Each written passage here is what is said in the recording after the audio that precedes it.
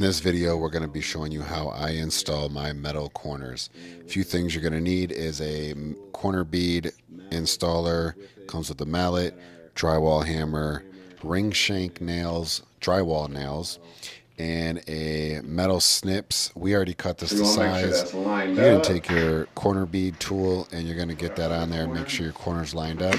And basically, you're going to hit that with the mallet. And what this tool does is it basically squares up your corner and aligns it nice. And then as you get closer to the bottom, you flip that tool around and then you basically continue to hit it, and it puts indentations in the drywall and holds your corner in place.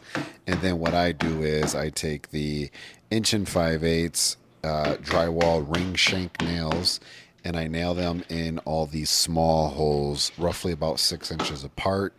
And we do that on both sides, and that secures your corner. And then basically, you can tape and mud and fill all that in. And yeah, we're just going to continue to nail all that in. And then basically, I put all the tools that I used to install this in the description. So if you would like to see the exact tools that I use, I will have Amazon links for you. And basically, like, follow, and subscribe if you like content like this. And yeah, these are really simple to do as long as you have the right tools. It is not hard at all. Thanks for tuning in.